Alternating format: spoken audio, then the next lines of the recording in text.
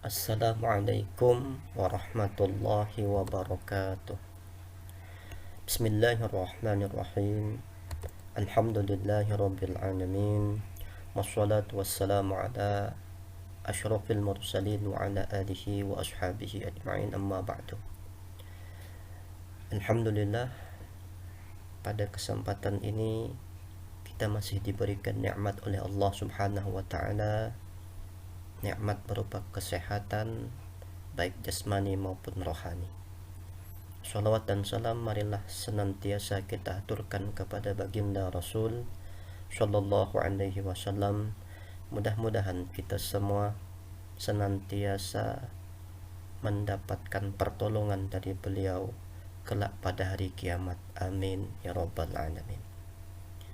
Pada kesempatan yang berbahagia ini, saya ingin menyampaikan sebuah materi tentang fikih atau usul fikih dengan judul sumber-sumber hukum Islam. Sumber-sumber hukum Islam itu secara umum terbagi kepada dua. Yang pertama, sumber hukum Islam muttafaq, dan yang kedua adalah sumber hukum Islam yang mukhtalaf. Sumber hukum Islam muttafaq itu terbagi kepada empat. Yang pertama adalah Al-Quran, yang kedua adalah As-Sunnah atau hadis, yang ketiga ijma', dan yang keempat adalah qiyas.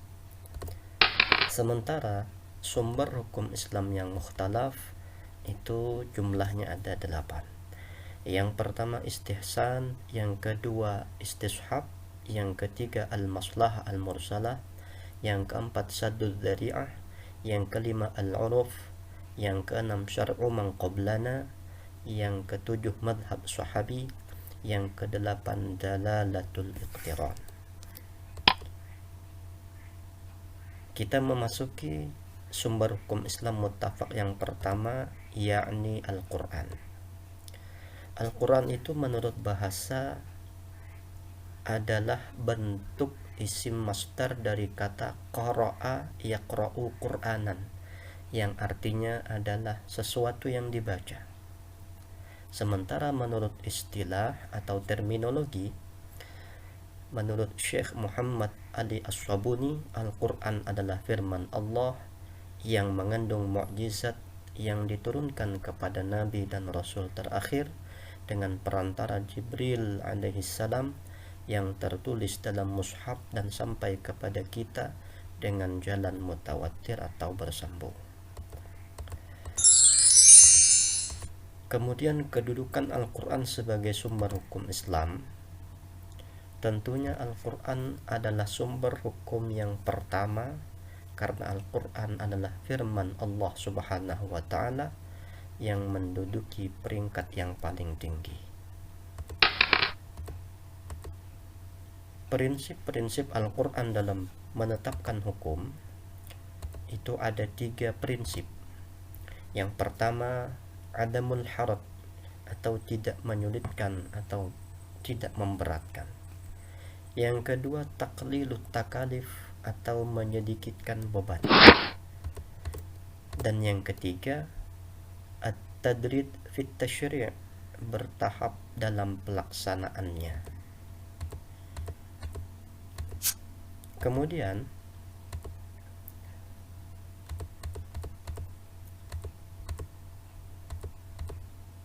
kandungan hukum yang ada di dalam Al-Quran. Secara umum ada 3 kandungan hukum yang terdapat di dalam Al-Quran. Yang pertama, hukum yang mengatur tentang akidah atau keimanan kepada Allah, malaikat, Al-Quran, Nabi, takdir, dan hari kiamat. Yang kedua, hukum-hukum yang mengatur antara hubungan manusia dengan Allah Subhanahu wa ta'ala atau disebut dengan ubudiyah atau ibadah. Sementara yang ketiga, kandungan Al-Quran tentang hukum-hukum yang mengatur pergaulan manusia atau hubungan antar sesama manusia yang disebut dengan muamalah. Dan fungsi Al-Quran itu diantaranya yang pertama adalah sebagai pedoman dan petunjuk hidup manusia. Dan yang kedua adalah sebagai pembenar dan penyempurna kitab-kitab yang diturunkan Allah sebelum Al-Quran itu diturunkan. Sementara yang ketiga adalah fungsi Al-Quran sebagai mukjizat Nabi Muhammad sallallahu alaihi wasallam. Bahkan Al-Quran menurut Sayyidah Aisyah adalah mukjizat terbesar Rasulullah sallallahu alaihi wasallam. Kemudian fungsi Al-Quran yang berikutnya adalah membimbing manusia ke jalan keselamatan dan kebahagiaan. Dan fungsi Al-Quran yang kelima adalah pelajaran dan penerang bagi kehidupan umat manusia. Ini adalah sumber hukum Islam yang pertama, yakni Al-Quran. Kemudian yang kedua, sumber hukum Islam muttafaq adalah al-hadis atau as-sunnah. Hadis menurut bahasa mempunyai beberapa pengertian. Di antaranya adalah jadid atau baru, bisa juga maknanya qarib atau dekat, dan bisa juga khobar atau berita. Sementara pengertian menurut istilah, hadis adalah ma udhifa ila nabi sallallahu alaihi wasallam qawlan aw fi'lan aw taqriran aw nahwaha. Segala sesuatu yang disandarkan kepada Nabi, baik itu perkataan Nabi, perbuatan, ketetapan, dan sebagainya.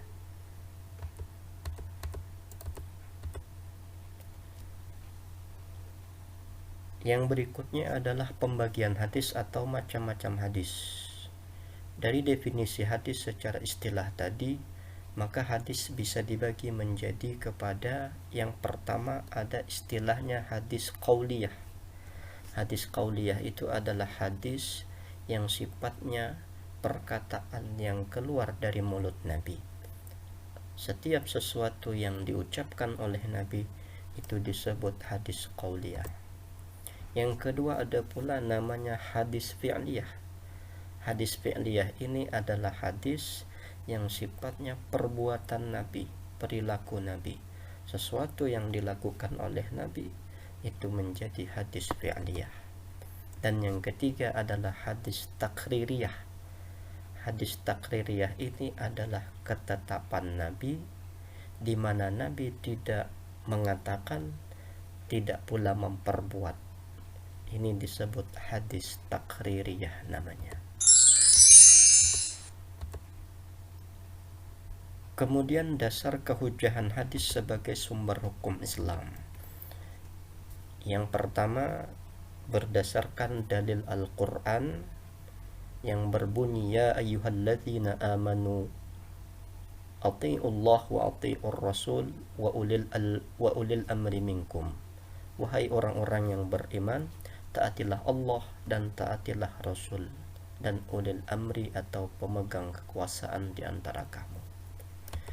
Kemudian dalil hadis sendiri, sebagaimana hadis yang disampaikan oleh Nabi, taraktu fikum amrayni lan tadillu ma tamassaktum bihima kitaballah wa sunnata nabiyyi. Aku tinggalkan, kata Nabi, kepada kalian dua hal, jika kalian berpegang teguh kepadanya niscaya kalian tidak akan sesat, yakni Al-Quran dan Sunnah atau hadis Nabi.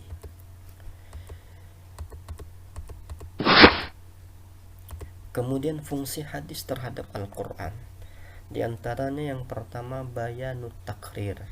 Bayanut takrir itu adalah menetapkan dan menguatkan atau menggarisbawahi suatu hukum yang ada dalam Al-Quran, sehingga hukum itu mempunyai dua sumber, yakni Al-Quran dan hadis. Artinya menetapkan hukum yang sudah ada di dalam Al-Quran sehingga hukum itu semakin kuat. Kemudian fungsi hadis terhadap Al-Quran yang kedua adalah bayanut tafsir. Artinya menjelaskan atau memberi keterangan, menafsirkan dan merinci redaksi Al-Quran yang sifatnya masih umum atau masih global. Yang berikutnya bayanut tasyri', menetapkan hukum yang tidak dijelaskan oleh Al-Quran. Jadi ada beberapa hukum yang tidak disebutkan dalam Al-Quran yang kemudian Nabi menyebutkan, maka fungsi hadis dalam hal ini disebut bayanut tasyri'. Itu adalah sumber hukum yang kedua, yakni al-hadis. Dan yang ketiga, sumber hukum Islam yang muttafaq adalah al-ijma'. Secara bahasa, ijma' itu berarti sepakat atau konsensus dari sejumlah orang terhadap sesuatu.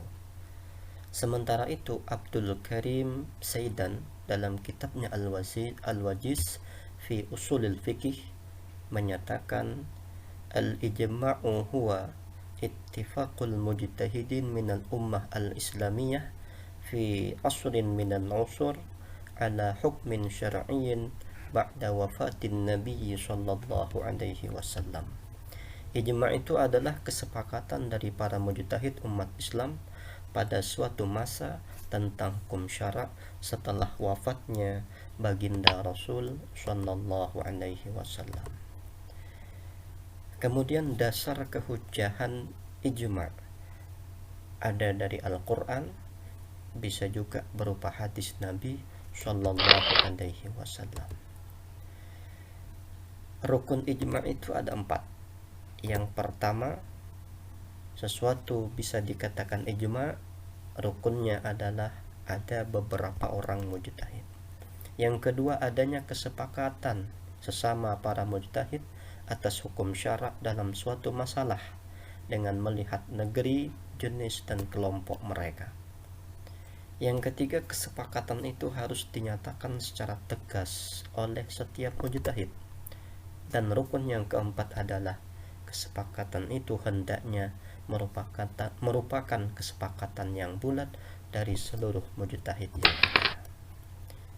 Kemudian syarat-syarat mujtahid itu yang pertama, memiliki pengetahuan dasar yang berkaitan dengan Al-Quran, hadis, ijma' sebelumnya. Yang kedua, memiliki pengetahuan tentang usul fikih. Dan yang ketiga, tentunya harus menguasai ilmu bahasa Arab. Macam-macam ijma'. Ditinjau dari segi terjadinya ijma' itu ada 2. Yang pertama, ada namanya ijma' sharih atau disebut juga qauli atau disebut juga ijma' bayani. Apakah itu? Yaitu para mujtahid menyatakan pendapatnya dengan jelas dan tegas, baik berupa ucapan ataupun tulisan, seperti hukum masalah ini halal dan tidak haram. Yang kedua, ijma' sukuti atau iqrari, yaitu semua atau sebagian mujtahid tidak menyatakan pendapat dengan jelas dan tegas, tetapi mereka berdiam diri saja atau tidak memberikan reaksi terhadap sesuatu ketentuan hukum yang telah dikemukakan mujtahid lain yang hidup di masanya. Sementara kalau ditinjau dari segi keyakinannya, ijma' itu ada ijma' qat'i, ada pula ijma' dhanni. Ijma' qat'i adalah hukum yang dihasilkan ijma' itu adalah sebagai dalil yang qat'i, diyakini benar terjadinya.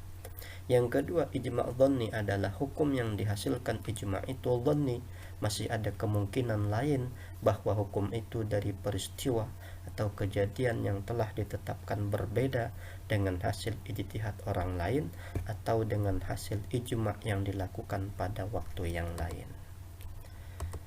Dan jika ditinjau dari pelaku ijtihad, maka ada beberapa pembagian tentang ijma'. Ada namanya ijma' sahabat, ada ijma' khulafa'ur rasyidin, ada pula ijma' syaikhani, ada ijma' ahli Madinah, dan ada pula ijma' ulama Kufah.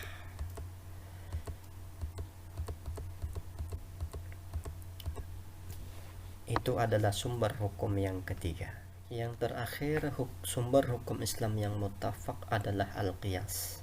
Secara bahasa bisa diartikan dengan mengukur sesuatu dengan sesuatu yang lain. Sementara menurut istilah, dan di sini menurut Muhammad Abdul Ghani Al-Baziqani, Qiyas itu adalah ilhaqu amrin ghairi mansusin ala hukmihi bi amrin akhar mansus ala hukmihi li isyrakin bainahuma fi illati dhalikal hukmi. Al-qiyas itu menghubungkan sesuatu persoalan yang tidak ada ketentuan hukumnya di dalam nas dengan sesuatu persoalan yang telah disebutkan oleh nas, karena di antara keduanya terdapat persamaan illat hukum. Kemudian dasar kehujahan qiyas itu bisa berdasarkan Al-Quran. Kemudian rukun qiyas itu setidaknya ada 4. Yang pertama, adanya pokok disebut dengan al-asal, yaitu persoalan yang telah disebutkan hukumnya di dalam nas Al-Quran atau hadis. Yang kedua, rukun qiyas adalah adanya cabang yang disebut dengan al-far'u, yaitu suatu persoalan atau peristiwa baru yang tidak ada nas yang menjelaskan hukumnya, dan ia disamakan hukumnya dengan pokok melalui qiyas. Rukun yang ketiga, adanya ketetapan hukum al-hukmu, yaitu suatu hukum yang ada pada pokok dan ia akan diberlakukan sama dengan cabang. Dan yang keempat, adanya kesamaan sifat atau illat, yaitu sifat atau keadaan yang dijumpai pada cabang dan juga ada pada pokok. Kemudian pembagian qiyas atau macam-macam qiyas. Ada namanya yang pertama qiyas aulawi, yaitu apabila illat mewajibkan adanya hukum dan keadaan far'un lebih utama mendapatkan hukum tersebut daripada asal. Yang kedua, ada pula qiyas itu disebut dengan qiyas musawi, yaitu apabila illat mewajibkan adanya hukum dan keadaan far'un sama dengan asal untuk mendapatkan hukum. Dan yang ketiga, ada pula namanya qiyas dilalah, yaitu apabila illat yang ada menunjukkan kepada hukum tetapi tidak mewajibkannya. Yang berikutnya ada pula qiyas syabah, yaitu qiyas yang keadaan far'un padanya bolak-balik antara dua asal, lalu ia dihubungkan dengan asal yang lebih banyak persamaan dengannya. Dan qiyas yang berikutnya adalah qiyas adna, yaitu qiyas yang far'unnya lebih rendah kedudukannya daripada asal untuk mendapatkan hukum. Nah, itu adalah pembagian qiyas, dan qiyas merupakan sumber hukum Islam yang muttafaq yang keempat. Jadi kesimpulannya adalah sumber hukum Islam yang muttafaq itu terbagi kepada 4. Yang pertama adalah Al-Quran, yang kedua adalah hadis atau as-sunnah, yang ketiga adalah al-ijma', dan yang keempat adalah al-qiyas. Barangkali ini yang dapat kami sampaikan pada pertemuan yang singkat ini. Mohon maaf apabila ada salah dan khilaf. Semoga apa yang disampaikan ada manfaatnya. Diakhiri dengan ucapan wabillahi taufiq wal hidayah. Assalamualaikum warahmatullahi wabarakatuh.